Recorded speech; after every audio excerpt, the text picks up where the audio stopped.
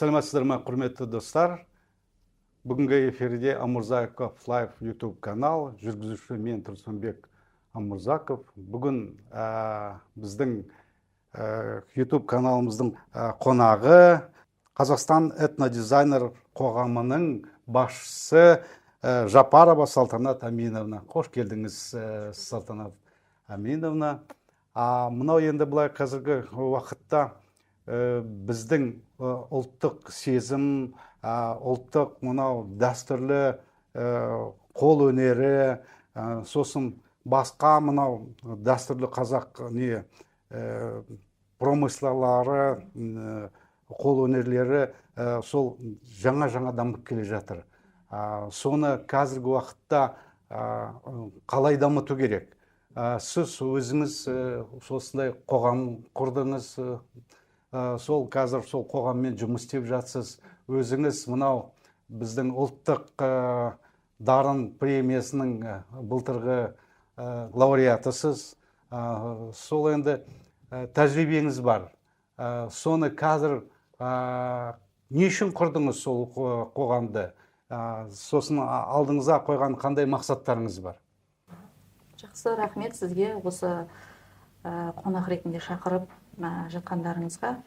Біз Қазақстан этнодизайнерлер одағы 2020 жылдың 18 тамызында ресми мәдениет министрлігінің тіркеуінен өткен құжатқа ие болып, біз жұмысты бастадық. Яғни осы жылы бір жылға толады. Осы кезеңде біз мыңға жуық қолөнершілер, өзіміздің атадан балаға мұра қылып алып келе жатқан қолөнершілер және суретшілер мен сәнгерлерден құралған шығармашылық топ.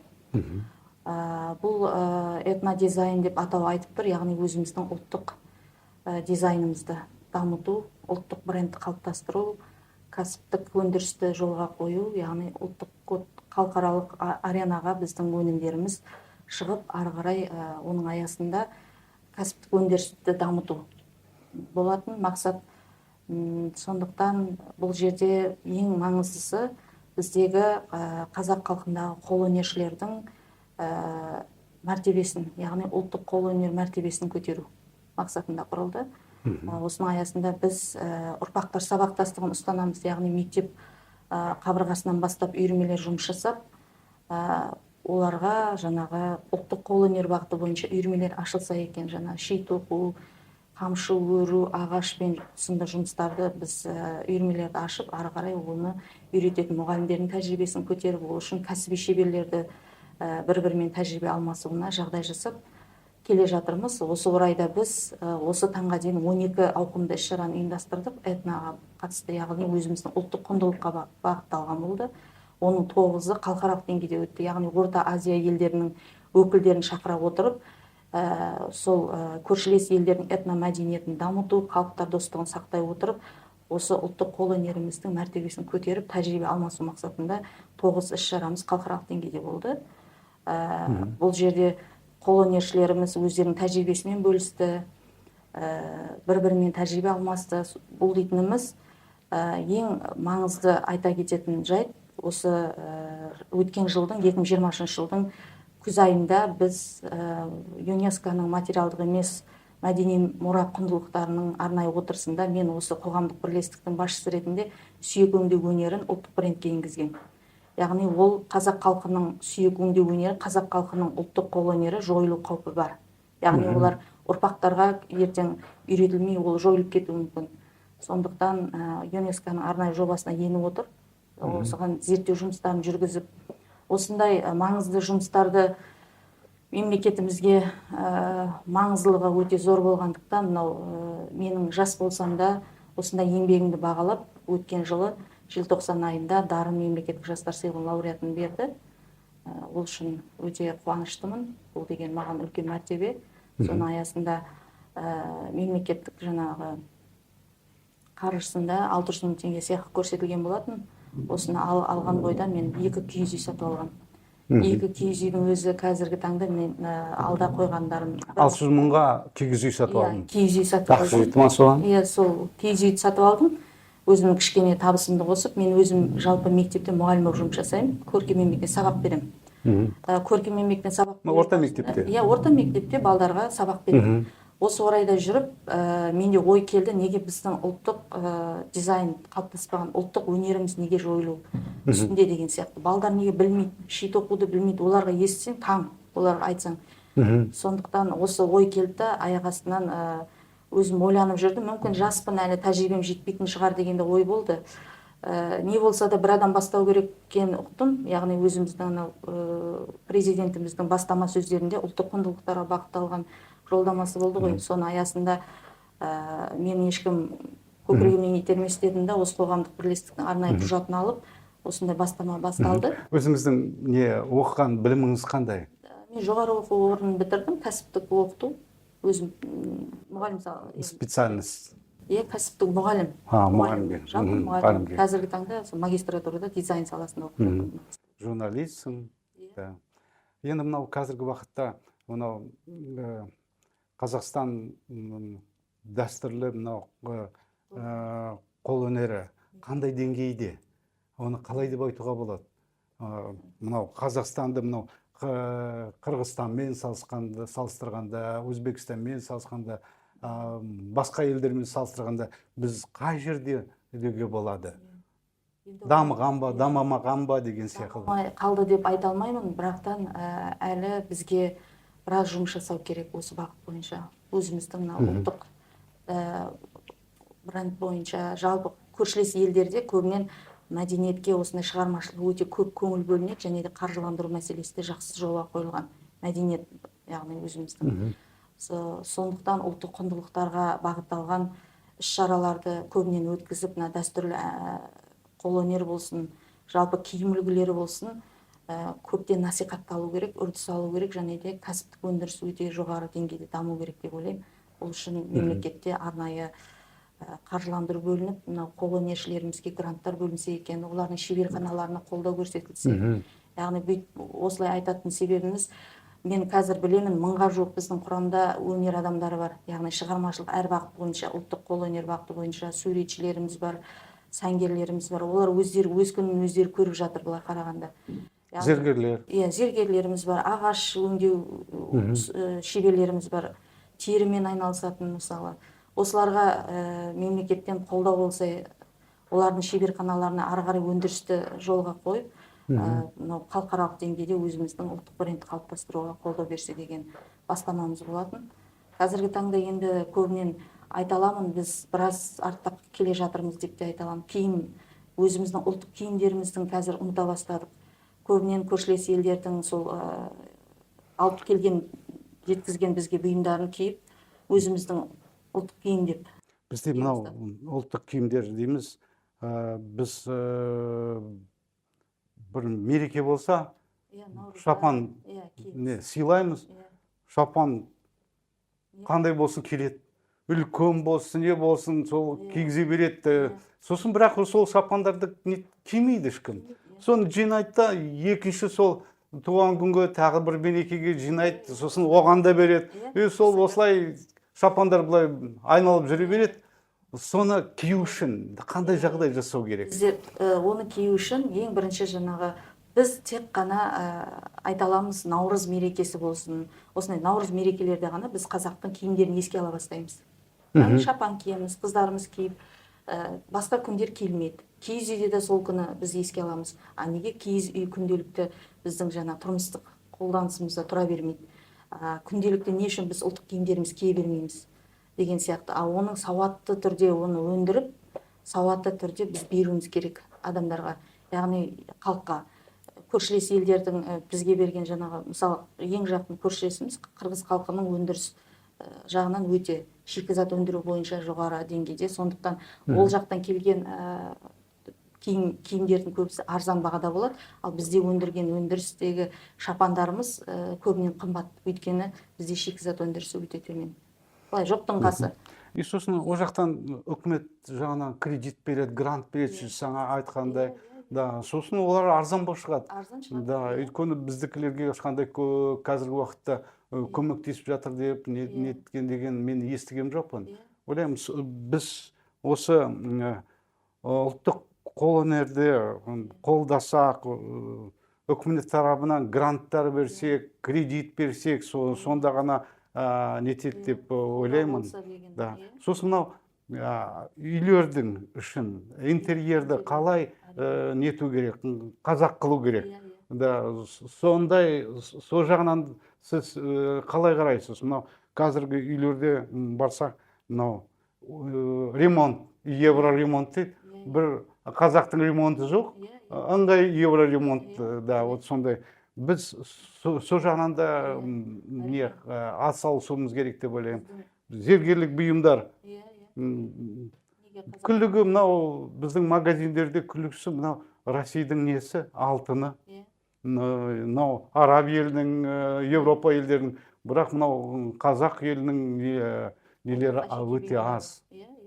Оның үшін не істеу керек?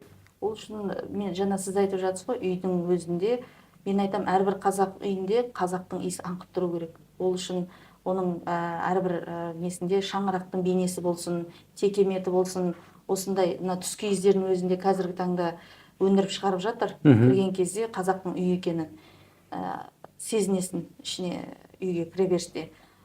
Дамыту үшін мен ойлаймын, жаңадан салынып жатқан үйлердің көбіне кіре берісіне қазақтың бір ұлттық бейнесін көрсететін, жаңағы шимен тоқылған болсын, немесе осының текеметтің көрінісі болсын, түс киіз болсын, осындай көріністермен бір жаңағы көрінісін кіргізіп қойса кіре берісте.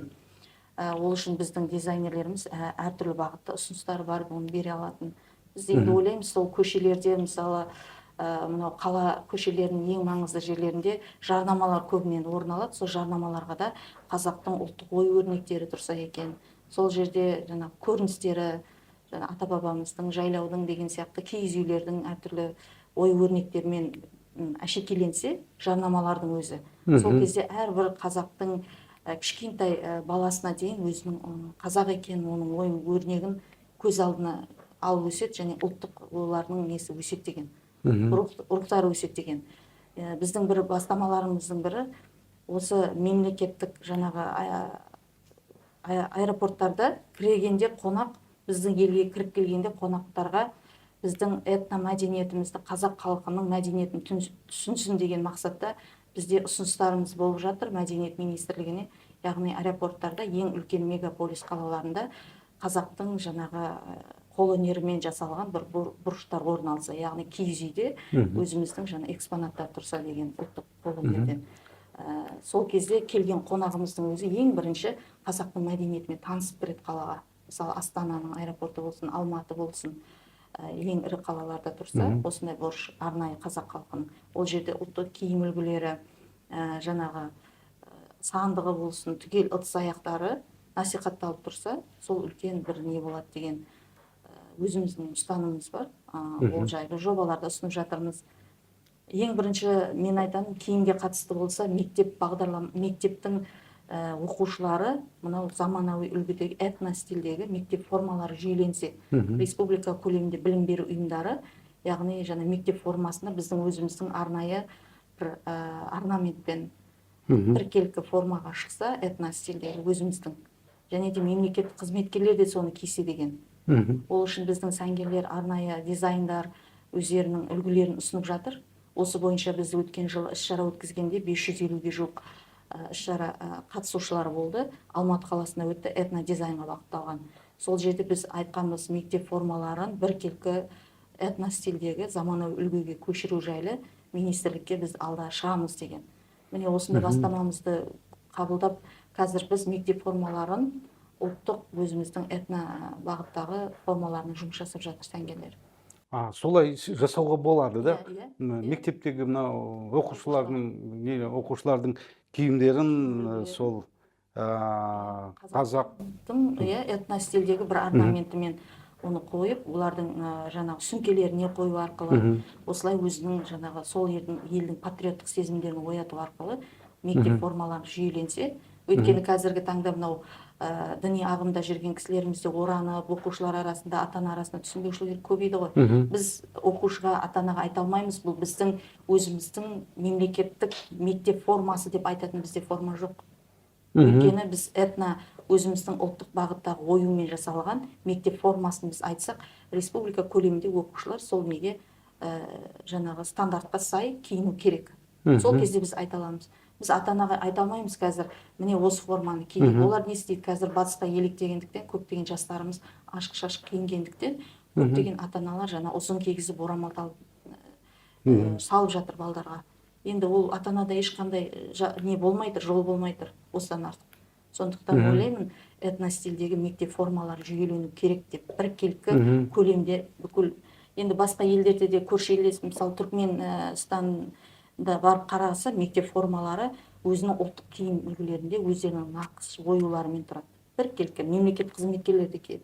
Неге біздің мемлекет қызметкерлері кимеске осындай форманы? Ең бірінші ойлаймын, осы мәдениет министрлігі бастау алу керек па деп ойлаймын. Яғни өздері дұрыс айтасыз. Өте жақсы ұсыныс. Мынау жаңа үйлерде, мынау английский квартал, французский квартал, бізде де бір қазақтардың бір кішкентай нелері, кварталдары бар жерлерге, думаю, мына жаңа сіздің ұсынысыңыз әрбір подъезде бір сондай бір жақсы оюлар болсын, тағы бір нәрселер болсын, соларды шығарып біліп деген сияқты. Әрбір строительный компанияға соған алдына мақсат қойып, соларды істету керек. Өйткені оны істетпесек, оған олар қоймайды, нетпейді, өйткені арзан нәрсемен жүріп кетеді. Оған неге уақыт керек, біздің мынау үкіметтің саясаты керек. Өйткені кәсіпкерлер ол тез жасап, басқа брендтерді қоя салады. Олыңыз өте жақсы, тамаша ұсыныс. Барлығы нелер, құрылысшылар салған үйлеріне, қазақтың жігіттері салған үйлеріне сол үйге қою керек деп өте дұрыс. Сосын енді мынау кітаптарыңыз ғой. Қандай жұмыстарыңызбен таныстырыңызшы? Біздің енді кішігірім жинақтарымыз, алда біздің өзіміздің жинағымыз жалпы шығатын болады. Оның ішінде 100 шеберді біз қамтып отырмыз. Арнайы өзіміздің бір жылдық мерейтойымызда тұсаукесерін жасағымыз келеді. Жаңа каталогымыз шығарғымыз келіп жатыр. Бұл дейтініміз сүйек өңдеу өнері бойынша өзіңізге бағана атап өттім. Яғни ұлттық брендке енген бұл сүйек өңдеу өнері. Ол кезінде ата-бабадан келе жатқан жауырын сүйектерден жасалған. Осыған арнайы мұрагер ретінде Кәрімбек Тас деген ағамызды қосқан мұрагер ретінде алып келе жатыр. Яғни осындай әдіс тәсілдерді біз жастарға үйретуіміз керек, келе жатқан болашаққа үйретуіміз керек. Бұл кісілер айтады, жасы келген, біз алып келе жатырмыз, салтанат, қызым айналайын, біз үйретіп кетейік, ертең оны ана жаққа алып кеткеннен не істейміз, үйретіп қалсын. Ал біз оның ортасында көпірміз, осындай шығармашылық топты жасап жүрген. Сондықтан балдарымыз үйренсе екен ата-бабадан келе жатқан сүйектен жасалған нәрселер. Сүйектен жасалған жұмыстар. Осы бойынша біз өткен жылы Аланияда, Түркияның Алания қаласындағы халықаралық іс-шараға да қатысып келгенбіз 15 шеберімізбен. Ол жерде өте немен қарсы алған бізді қазақ халқының өзінің өнері. Ол жерде зергерлік бұйымдар, жаңа сіз айтпақшы, біздің өзіміздің ұлттық зергерлік бұйымдарымыз заман талабына сәйкес түрленіп жасалып жатыр. Алтын, күміс, осыған қатысты біздің мықты зергерлеріміз бар, дайындап, өнімдер жасап жатқан. Неге осыны әрбір қазақ қызы, қазақ жаңағы келіншегі дәріптемеске, іліп жүрмеске деген. Осындай зергерлік жұмыстарымыз бар. Әр бағыт бойынша жұмыс жасайды біздің зергерлеріміз. Өзіміздің ұлттық бағыттағы әшекей бұйымдарымыз. Осыны қолдан жасайды көбінесе, қолдан жасайды. Осының нелері болса, проекттері болса, нелері болса, көп жасауға болады. Кішкентай ғана, қуыстай ғана шеберханаларында отырып жұмыс жасап отыр. Ешқандай оны мемлекет барып қаржыландырып беріп, ол қолдау көрсетіп жатқан ештен келіп жоқ. Өздерінің кішкене тапқан нәпақасымен осыны насихаттап келе жатыр. Біз көрмелерде көбінен жәрмеңкелерге алып шығамыз. Жәрмеңкелерде кішігірім сатылымдар болады енді. Біз тек қана осыған қолымыздың жететіні. Мынау зергерлік бұйымдар туралы біздің компаниямен жұмыс істеуге болады. Біздің компанияда зергерлік бұйымдарды көп сатамыз. Уже 20 жыл бойы, бірақ көбінесе мынау Ресейдің несін сатамыз, алтын бұйымдарын. Мынандай тамаша жерлерде шығару керек деп ойлаймын. Ресейге өзіміз сатпасқа, мысалы ресейлер сатып алсын, мысалы біздің бұйымдарды өзіміздің халық бірінші қолдансын, сатса өте жақсы, бұл шеберлерге де өте тиімді болар еді. Шеберлер бізде жаңа аяққа тұрып келе жатыр да. Өте аз. Бізде көбісі шеберханаларын жауып жатыр. Өйткені қолдау жоқ, ары қарай олардың жасаған өнімдері сұрамайды ешкім. Мысалы, тек қана біз жәрмеңке ұйымдастырғанда ғана сатып кішкене нәпақасын табады, басқа ешқандай жоқ оларда. Олар айтады, жасағанда не кім алады бізді деген сияқты. Неге осындай шеберлердің жағдайын көтермеске, неге ұлттық брендті қалыптастырып, халықаралық аренаға неге шықпасқа деген. Бізде шетелдік бренд десең, Европаның бренд десең, ол өтеді. Российдің бренді болса, ол өтеді. Российдің компания. Біздің Қырғызстанның компаниясы ол өтпейді. Қандай не алтын болса да. Өйткені біз оны қажеттілік жасап жатқан жоқпыз ғой. Өзіміз қажет оны бәріміз насихаттап жатсақ, ол көтеріледі ары қарай. Өзіміз бірінші оны насихаттауымыз керек деп ойлаймын. Мынандай былғарыдан жасалған сөмкелерімізде мысалы шығып жатыр. Қаншалықты брендке енген сөмкелердің айырмашылығы. Неге қолданбасқа осыларды деген сияқты. Батырлар жасалған. Мына ыдыс аяқтарымыз ағаштан жасалған. Бала кезімде менің атам қамшы тоқитын, сабын тобылғыдан. Мен даладан барып тобылғыны кесіп алып келем. Соны 3 тобылға, 2 тобылға қосып, тобылғының несінен сабын тобылғыдан жасайтын қып-қызыл әп-әдемі, соларды күресін әшекейлеп, тамаша жасап беретін атам. Ойлаймын, соларды көсін қазір көтеру керек. Осы қамшы өру дейтін, қазір ұл балдарымыздың өзі қамшының не екенін, қазір мектептегі балдар оның өрімдерінің қанша болатынын білмейді. Біз енді атадан, әжеден көріп өсіп келдік қой. Өзің сияқты жас үлкен кісілер де өзіңіз айтпақшы біліп отырсыз. Ал осыны біздің қазіргі балдар білмейді. Неге оны мектепте үйретпеске? Қамшы өрудің түрлерін, ши тоқуды түгел мектепте ұлттық қолөнер бағытын қосу керек. Менің мамамның мынандай сандығы барды. Ыңғайында көшкенде сол сандығын алады жүреді. Бұрыштары уже нетіп қалған, ескіріп қалған, бірақ осы таситта жүреді. Құндылық қой бұл, рухани өзіміздің қазақ халқының құндылығы. Біз оны ата-бабадан аманаттап алып қалған соң, ұрпаққа оны жеткізу біздің парыз деп ойлаймын, адамгершілік парыз. Ұмыт болмау керек әрбір несі. Осындай ыдыс аяқтарымыз, неше түрлі шеберлеріміздің жұмыстары бар. Мына жақта қарасаңыз, міне жаңа сізге айтып жатырмын, кіреберістерде осындай текемет, шимен жаңағы көріністер тапса, мысалы, осының суреті болсын, мейлі тұрсын кіреберіске деген сияқты. Менің нағашы апам алаша тоқитын да. Сондай да не жіпте шөп неден жүннен жіп иіріп, оны бояп, содан кейін мынандай станоктары бар, осына жаздай тоқитын да. Біздің үйдің күлігі алашалары сол кісі кигіз тоқитын да.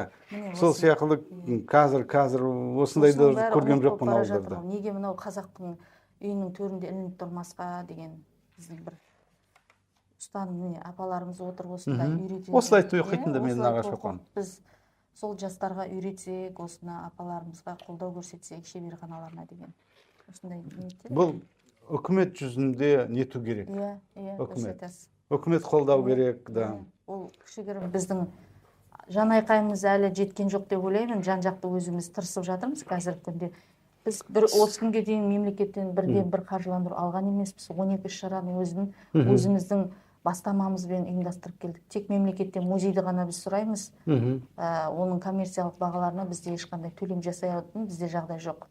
Мысалы, мен айтам, шеберлер өздерінің жолақысын төлеп, өздері алып келіп, өздері көрсетіп, бір-бірімізге үйретіп осындай. Мәдени управление бостан ақша сұрау керек, нету керек осындай. Кәсіпкерлер бар, бірақ жаңа сіз айтасыз ғой, ешкім товарларын алмайды, выставка жасағанда ғана бір нәрсе қозғалыс болады, жайдан жай нетпейді деп. Осыларды мен ойлаймын, аптасына мысалы ірі қалаларда аптасына бір күнге жәрмеңкені ұлттық қолөнер бойынша жәрмеңке ұйымдастырып тұруға бір әкімшілік бір орын бөлу керек. Бөлсе, аптасына келіп тұрады, жәрмеңкеден адамдар алып өздерінің табысын. Мынау мен бар ғой, неде Европада. Менің ұлым сонда оқыды, Европада. Сонда квартал сайын барып тұрам. Сонда бір солардың оқитын жерінде сол университет орын бөледі. Соған үлкен кісілер келіп неше түрлі ойын ойнайды. Ойыншықтарын қойып, нетіп, сондай жағдай жасайды. Ойлаймын, біз де сондай нетіп, сонда насихаттап, нетсек, сонда қолдау керек, енді ойлаймын. сөйту керек. Мына киім үлгілерінде мысалы сатылымға қойып, бұл жаңағы сауатты түрде жасалған мынау киім-кешектеріміз, әжелеріміз киген кезінде. Осының бәрі қазір насихатталып, үрдіс алып, жастарымыз осының бәрін киіп жатса, өте тамаша. Мынандай қандай тамаша киімдер. Біздің сәнгерлердің жұмыстары арнайы іс-шараларда осыны көрсетіп жатамыз. Содан анау шапандарды қалай өзгерту керек? Шапандарды неге біз сол шапандар ұлттық киім дейміз де сондай жаман қылып істейміз, ешкім кимейтін. Бізде қазір осы бағыт бойынша жұмыс жасап жатырмыз. Осы бойынша өзіміз мата қазіргі таңда енді бізде жаңа айтып жатырмын ғой, технология мықты емес, қазір заманауи. Қытайға арнайы тапсырыс беріп, маталардың өзін шығарып жатырмыз. Этно өзіміздің оюларына үстіндегі киімге қарасаңыз да болады. Олар арнайы жаңа не бойынша Қытайдан шығартып алдырдық, осындай маталарды өзіміз өндіріп жатырмыз. Мысалы этно узорлар біздің узорлар. Өзіміз сызып, узорларын осындай шығарып, киім үлгілерін болашақта әлі бұл бастау алады деп ойлаймын. Біз енді бір жыл көлемінде осы бойынша жұмыс жасап, кішкене болсын біздің жаңағы қоғамға киіне бастады. Дұрыс болсын, бұрыс болсын, жаңағы мектепте жакеттерін киіп, үлкендеріміз шапан тақияларын алып бастарына осындай біз қолға алған соң деп айтпаймын енді. Кішкене болсын, мынау президентіміздің ұлттық құндылыққа бағытталған жолдамасының несі болуы мүмкін. Көптеген қолдаулар енді бастау алып жатыр. Тамаша. Салтанат, сіз мынау тағы да бір кітабыңыз бар. Бұл жаңа сізге айтып отырғаным авторлық бағдарлама жазып шығардым. Яғни этнодизайн үйірмесінің бағдарламасы. Өзім мектепте мұғаліммін ғой. Осыны оқу ағарту министрлігіне ұсынып, яғни мектепте үйірмелер ашылсын ұлттық қолөнер бағыты бойынша. Ол жерде жаңа сіз айтпақшы әжелеріңізден көрген, аталарыңыздан көрген қамшы өру, ши тоқу, текемет түгел бәрі қазіргі балдарға үйретілу керек. Олар ұмытпау керек осы дүниені. Өйткені көптеген қазіргі бізде көркем еңбек сабағы бойынша, бейнелеу бағыты бойынша бір ғана аптасына бір-ақ рет сабақ қойылған. Ол да жайлап жойылу қаупі бар. Яғни шығармашылыққа мүлдем көңіл бөлінбейтін мектепте деген сияқты да. Сосын мына ұл мен қыздың ең бір айтатын маңызды мәселелердің бірі, қазір мектеп бағдарламасында ұл мен қыздың бағдарламасын біріктіріп қойған көркем еңбек пәні бойынша. Яғни ұлға, қызға да бір бағдарлама қолданамыз. Ұл кесте тоқи береді, тігін тіге береді, қызымыз ағаш не істеп зергерлікпен айналыса береді. Бөлу керек олар. Батыстың бұл бізге келген гендерлік саясатты ұстанбайды деген бастамалары шығар. Осыған мен өте қарсы болдым. Осы бойынша біздер іс-шаралар ұйымдастырдық. Біз қазақ халқы болғандықтан батыстың бізге ол дүниесінің қажет қанша, біз рухани құндылықты ұстануымыз керек. Салтанат, мен бұрын мынау Астрахан ауданы, станция Колотон деген жерде оқып оқыдым. Сонда бізде мынау труд деген еңбек. Сонда мынау балаларды табуретка жасап, стол жасап, токарный станоктарға үйрететін. Қыздарды бөлек алып барып тамақ пісіруге үйрететінді, анау тігуді үйрететінді. Оларға жақсы, бізге де жақсы болды. Мен ойлаймын, неге сол жақсы дәстүрлерді әрмен қарай нету керек, дамыту керек. Сіз дұрыс айтасыз, дұрыс жолдасыз. 2-3 жылдың көлемінде осындай бағдарлама әзірленіп кетті. Осыған орай біршама мұғалімдер тарапынан да жан-жақты біздер өзіміздің қарсылығымызды оқу ағартуға да беріп жатырмыз. Енді осының аясында этнофорум ұйымдастырып, оның дұрыс емес екенін, оның аясында екінші күні біз дөңгелек үстел аясында осыны талқыладық. Яғни психологтарды да шақырдық, этнографтар, түгел философ мамандары бәрі айтып, өздерінің жаңағы зерттеулерін айтты. Яғни баланың бойында, ер бала қыз баланың жұмысын жасағанда, оның бойында қыз текеліп мінез құлықтарын қалыптасатыны. Яғни ол тігін тігіп, тоқымақ болса, ол Мен ойлаймын, әрбір қазақтың ер адамының бойында рухты болу керек. Оларды біз мектептен басып жатырмыз. Яғни сен ұл да бола бересің, қыз да бола бересің деген ұстанымды біз мектептен құйып жатырмыз. Ал біз мына жақта қанша көрме өткізейік, қанша ұлттық қолөнер мәртебесі деп жасағанмен мектеп қабырғасында отырған біздің болашағымыз, ұлымыз кесет оқып, қызымыз ағашпен айналысып жүрсе, ол дұрыс емес деп. Өзім де айтамын, ол дұрыс емес деп. Осы үшін арнайы мен авторлық бағдарлама әзірледім. Бұл жерде түгел жаңағы ұлдарға зергерлікпен айналысу, қыздарымызға ши тоқу, тоқыма тоқу жайлы жазылған. Енді осыны ары қарай қолданысқа енгізіп жатса, бұл енді жай ғана үйірме, мен жай ғана мектеп мұғалімі ретінде ұсынып отырмын. Ойлаймын, болашақта оны оқу ағарту министрлігі оны пән ретінде қабылдау керек деп ойлаймын. Ұлттық қолөнердің түрлері үйретіліп, ұлттық тағам түрлері, ұлттық киім үлгілері мектептен бастау алу керек деп ойлаймын. Құрметті көрермендер, міне бүгін Салтанат екеуміз ұлттық қолөнерін, дәстүрлі қолөнерін қалай дамыту керек, соны халыққа қалай кіргізу керек, оны біз қалай қабылдауымыз керек, сол жолдардың барлығын бүгін айтып отырмыз. Сіздердің сұрақтарыңыз болса, сіздердің ойларыңыз болса, Салтанатпен бөлісетін, оны қалай жолдардың, сіздердің көзқарасыңыз қандай сол салада, сол сияқты соларды бәрісін күтеміз. Соны болса Салтанатқа жеткіземін. Сіздің сұрақтарыңыз болса, оған айтайық. Бірге қоғам болып қосылып, ұлттық қолөнерді дамытуымыз керек. Салтанат, сізге көптен көп рахмет. Келесі кездескенше қош сау болыңыздар. Сау болыңыздар.